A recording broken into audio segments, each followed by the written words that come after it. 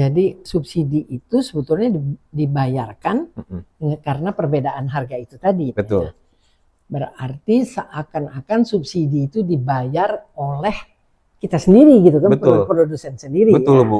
Biodiesel dari sawit itu kan udah lebih banyak masyarakat tahu. Yang masyarakat mungkin kurang tahu, sawit itu bisa juga untuk gasolin, Bu, untuk bensin.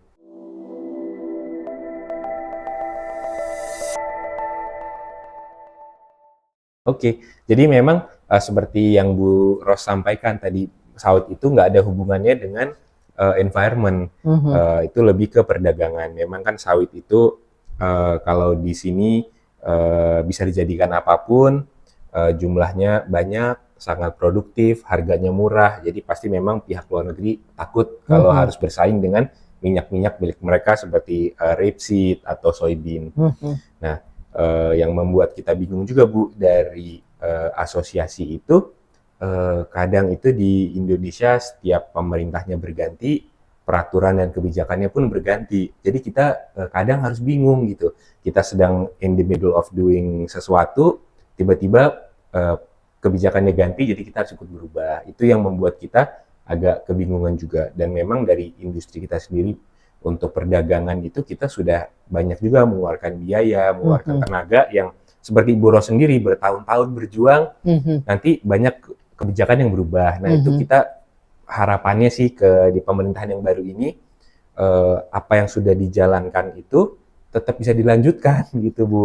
Itu sih mungkin harapan kita. Dengan keadaannya seperti itu, kita dari industri juga mau memberi sumbangan tenaga maupun uang, kita nggak takut gitu, Bu. Kita jalan-jalan bersama gitu sih, Bu. Iya, memang itu yang saya inginkan ya, karena dulu kan waktu permulaan URED 2 kita kan sebetulnya dibentuklah 5 orang sebagai tim ahli.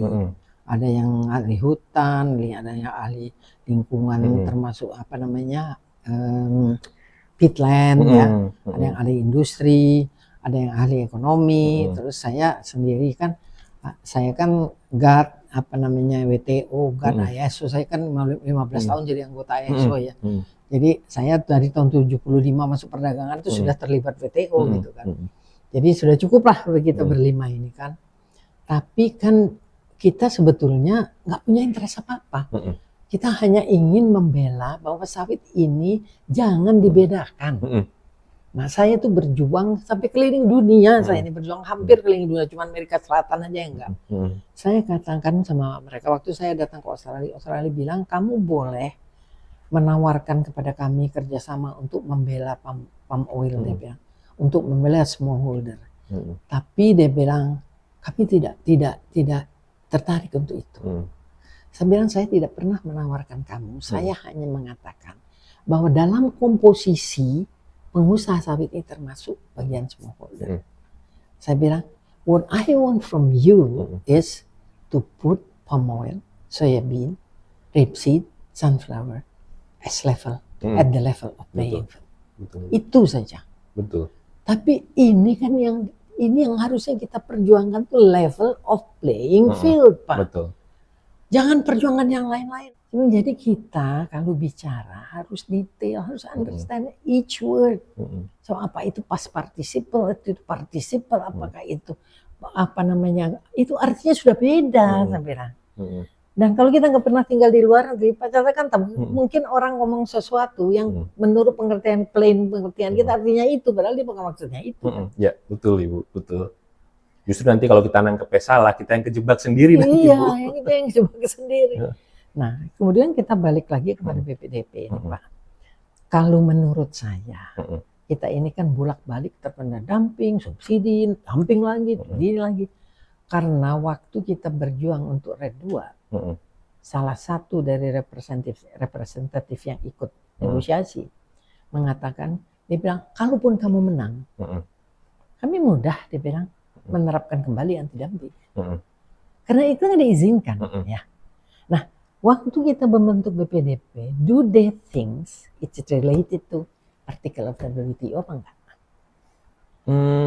Aku rasa sih enggak ya, Bu ya. Belum kepikiran waktu itu, Bu. Waktu itu saya sudah ditanya, Pak. Saya bilang sesuai artikel 2 WTO, subsidi and countervailing duty.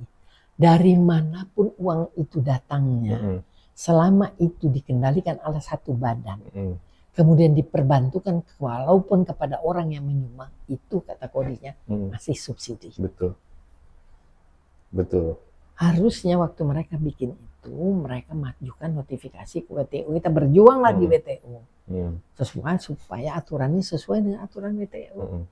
Ini saya bilang biodiesel ini kasihan nanti setelah selesai subsidi keluar, Red2 umpamanya menang. Nanti sebentar lagi dikenakan lagi semua di anti-dumping. Betul. Nah, aku gantian nanya, Bu Ros boleh? Ya, silakan, memang boleh. Jadi ada wacana Bu perubahan Perpres lagi untuk BPDP. Jadi kan kita nanti sebetulnya saat ini yang berjalan dana insentif BPDP ini itu diberikan kepada kita industri biodiesel langsung. Nah, kedepannya mau ada rencana dana insentif ini nggak diberikan ke kita, tapi diberikan kepada Pertamina, AKR, Shell, dan lain-lain. Karena memang sebenarnya penikmatnya itu penerima benefit bukan industri sebetulnya kan Bu, penerimanya adalah yang jual solar dan masyarakat. Jadi nanti uangnya itu kita nggak tahu lagi, pokoknya kita dibayar sama Pertamina dan lain-lain. Nah, kalau dirubah seperti itu Bu kerangkanya, kira-kira apakah nanti di perjuangan kita di WTO ini bisa berubah juga kira-kira Bu untuk anti subsidi ini? Kalau begitu Pak, kalau menurut saya ya karena praktisnya di WTO itu kan apa-apa kan mesti dinotifikasi. Jadi dinotifikasilah kepada si WTO ya, terutama sekali barangkali ya komite TBT lah ya, yang termasuk di situ kan semua subsidi ada di situ ya. Ada juga komite on subsidi kan, kita masukkan kepada mereka. Tetapi kita harus bisa membuat bahasa itu sedemikian rupa. Jadi jangan kita tuh orang kita kan kalau buat bahasa Inggris kan plain aja kan itu dia ngertinya cuma itu gitu kan. Jadi kalau menurut saya itu masih subsidi. Kecuali kalau kita notifikasikan dulu gitu. Iya, dalam notifikasi itu kan kita harus berjuang supaya ini tidak dianggap sebagai subsidi. Kalaupun dia subsidi tapi disetujui WTO. Nah, sekarang kan petani-petani di Eropa itu kan semua kan dapat subsidi, Pak. Tapi kita kan nggak ribut. Kenapa? Karena dia sudah dulu sekali dia notifikasikan, kita sudah berdiskusi itu dari Uruguay round kalau nggak salah. Dan itu disetujui akhirnya. Kenapa kita nggak bisa begitu gitu? Jadi menurut Bu Ros, kerangkanya diubah seperti apapun, kalau nggak dinotifikasi kan nggak ada gunanya gitu ya. Berarti perjuangan kita next-nya harus melakukan notifikasi ini. Gitu iya, dan kita harus menjelaskan bahwa ini tidak ada benefit langsungnya kepada pengusaha, ini benefit langsungnya kepada rakyat. Karena ini pemerintah loh, Pertamina ini pemerintah tuh lebih bahaya lagi, makanya lebih subsidi lagi gitu. Oke, berarti aku setuju Bu. Kalau tadi Ibu bilang yang level playing field, kalau kita nggak level memang kita seumur hidup akan begini-begini terus ya Bu ya. Iya benar. Dan kita harus menotifikasi ke WTO tadi. Iya. Jadi itulah perjuangan kita nanti ke depan harus paling penting dua itu ya Bu ya. Level the playing field sama kita harus notifikasi WTO agar ini nggak terulang kembali. Karena tanpa dua hal ini berarti kita percuma gitu ya Bu ya. Akan kita menang pun kena lagi, kena lagi terus. Dia sudah mengatakan itu. Makanya saya waktu itu kan agak berdebat juga sama si VBB. Saya bilang kamu tidak bisa menyetujui sesuatu yang sudah diatur. Jadi VBB kan mengatakan, ya mereka kan mengatakan kemana-mana bahwa Indonesia boleh mengekspor apa saja, palm oil berbentuk apa saja. Itu kan nanti tergantung pembelinya. Enggak. Saya bilang karena di Eropa itu ada alokasi bahwa umpamanya Finland sekian, si Jerman sekian, Belgia sekian. Nah alokasi ini kan disetujui dulu. Dia mau beli dari sini boleh apa tidak, sesuai aturan apa tidak. Nah jadi tidak bisa kita melakukan perdagangan bebas. Kita kan perdagangan ini pakai LC kan, bukan free on board. Saya bilang kalau kita perdagangan LC, means di situ harus ada yang beli. Dan pembeli itu harus mempertanggungjawabkan apa yang dibeli. Ini persis seperti UDR. UDR kan dia menggunakan operator dan trader kan. Jadi hampir mirip begitu. Nah sekarang kita kan mungkin di Indonesia ini sekarang sudah jarang ya FOB Pak ya. Ya jarang sekali. Jarang hampir nggak ada. Kalau dulu kan FOB ke pamanya ke Rotterdam, tahunya nyampe ke Cina. Sekarang kan nggak ada lagi Iya, sudah. betul. Jadi sebenarnya apa yang kita jual itu harus ada yang beli. Betul. Jadi baliknya kepada alokasi. Nah ini yang satu lagi, kenapa saya berjuang level of playing field itu Pak ya. Karena kita ini kan kalau menurut TBT Artikel 2122, sawit, sunflower, rapeseed, apalagi soya, itu kan like products. Kalau secara kimia, karena saya ini ahli kimia, secara kimia kandungannya itu kan semua sama Pak. Yang berbeda adalah konsentrasinya berbeda. Kalau kita lebih banyak yang unsaturated, mereka lebih banyak yang saturated. Oleh karena itu palm oil itu lebih tahan oksidasi dibandingkan soya dan lain-lain kan Pak. Bilangan setannya juga lebih tinggi, bilangan yodiumnya juga lebih tinggi kan. Karena dia memang lebih tahan oksidasi gitu kan. Tetapi itu sudah dikategorikan sebagai like products. Di dalam negosiasi RED 2 Eropa tidak mengakui itu like products. Saya sampai bawa itu standarnya, lihat ini standar. Terus dia ngomong gini-gini, saya bilang karena kamu tidak mengerti ilmu kimia, saya bilang. Ini rumusnya persis sama. Jadi kadang-kadang itulah saya nggak tahu ya. Mungkin ada pertanyaan lagi? Dari aku cukup sih Bu Ros, aku sih udah senang sekali diundang di sini. Mungkin episode-episode berikutnya kalau Ibu mau bahas biodiesel, BPDP, mungkin boleh undang saya, mungkin kita bisa rame-rame gitu. Iya. Nah, tapi ini sebetulnya kan masalah apa namanya, kita bicara sedikit lah masalah UDR ya Pak ya. Kalau saya melihat, ya, nanti Pak Catra pendapatnya bagaimana? Kalau saya melihat UDR itu heavy on deforestation, illegal deforestation, lebih kayak gitu Pak ya. Instrumen nomor satu dia apa? Due diligence. Di dalam due diligence itu ada traceability. Traceability itu, you know what they put in? Apa itu Bu? Karena they do not trust us. Ya. Jadi kalau kebun ini letaknya di sini sekian derajat bujur, sekian derajat lintang gitu Pak ya. Ini kan dia bisa cek di satelit ya kan Pak ya. Kalau kita open enough, kita bisa mengatakan ini sekian derajat karena di HGU kita kan ada. Ya. Nah, itu jadi kalau menurut saya itu bukan hambatan. Apalagi di dalam smallholder itu dikatakan smallholder itu akan dibantu dan sudah mulai dibantu kan ya di Kapuas ya. Sudah itu bisa dibantu. Dia penerapannya baru 2026. Jadi ada waktu. Sebetulnya di dalam negosiasi yang begini ini kan seorang negosiator itu kan harus dikasih data yang lengkap ya. Betul. Sekarang cobalah Pak Catra pikir. Satu menteri pergi ke luar negeri, smallholder kita 15 juta. Satu lagi 25 juta. Betul. Satu lagi 10 juta, yang benar yang mana? Ya, betul Bu. Nah terus saya pernah bilang kan, saya pernah ketemu seorang Chinese dari Singapura, naik pesawat, saya mau ke Kalimantan, dia juga mau ke Kalimantan, barangnya jatuh kena kepala saya. Terus dia minta maaf, saya bilang kamu mau kemana? Dia bilang saya punya kebun sawit di Kalimantan itu, dia bilang Kalimantan dekat Pontianak tuh. Kalbar. Terus, kok kamu bisa punya kebun? Saya kebun apa? Enggak, kebun petani. Terus dia bilang nanti Bu kesana aja kan, Ibu mau ke sana. Saya pergilah ke situ. Ternyata kebun itu Pak 2 hektaran, ada berapa luasnya itu sudah dibeli sama Singapura.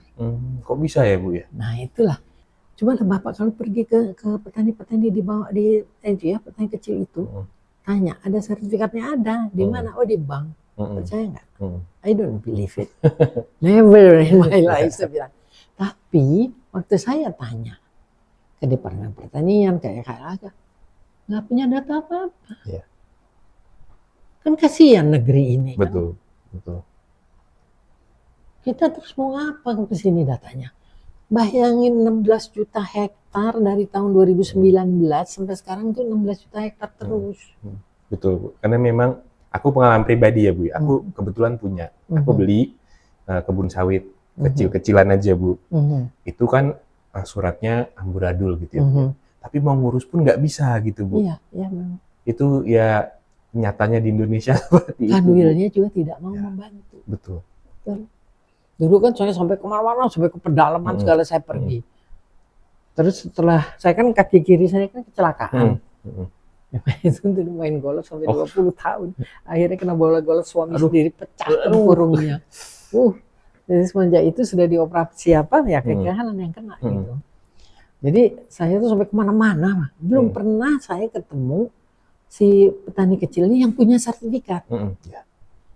Saya kan kemarin ini seminar di RSI, saya bilang data sawit kita itu 16 juta dari tahun 2016. Pagi tadi sebenarnya saya buka statistik perkebunan, data sawit kita jadi 15 juta. Yang sejutanya kemana ya? Saya bilang kemana coba lah. Kalau kita lihat land trajectory-nya, sawit itu ditanam di sawah, di ladang, di lahan gambut. Terus di kompleks yang tadinya ada perumahan terus hilang, atau perumahan dibikin di atas sawah. Sawit itu sudah 18 juta hektar sekarang. Saya bilang kita ini penduduknya 275 juta jiwa, sawah kita cuma 7 juta. Kenapa kita tidak seperti Malaysia dari tahun 2015 berhenti 5 juta? Kembangkan yang lain. Jangan sampai kopi hilang, kakao hilang. Betul. Nah kita ini terus nanti mau beli kopi dari Kolombia, kita bilang gitu ya. Betul. Terus ada yang bertanya, Bu Ros, dibilang apa yang Bu Ros katakan itu memang benar. Tetapi Bu Ros juga harus berpikir, kalau orang nanam kopi terus-menerus, harganya terus-terus turun, terus bagaimana dia mau hidup? Terus ya betul juga kakao dan yang lain. Saya bilang, apakah itu artinya kita harus menanam sawit seluruh Indonesia ini? Saya bilang, tahu nggak karet dulu itu sebenarnya bukan main Indonesia nomor satu. Sekarang mati kenapa? Karena harganya tidak bisa orang hidup. Oleh karena itu pemerintah itu harusnya memberi subsidi. Dan itu subsidi kan harus kita perjuangkan di WTO bahwa mereka ini harus diberi subsidi. Kalau enggak itu bisa habis semua ini. Terus dia bilang, ya tapi subsidi kami nggak setuju. Kalau subsidi harus berupa hutang. Bantu sawit, petani sawit barangkali satu kali season harga turun paling-paling berapa satu orang. Benar nggak kayak gitu? Betul sih Bu.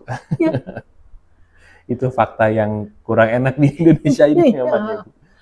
Harusnya kita ini yang melakukan grading diri kita sendiri, ya nggak? Iya, betul. Harusnya kita ini juga kalau ada orang mengenakan peraturan, kita ini berubah lah gitu ya.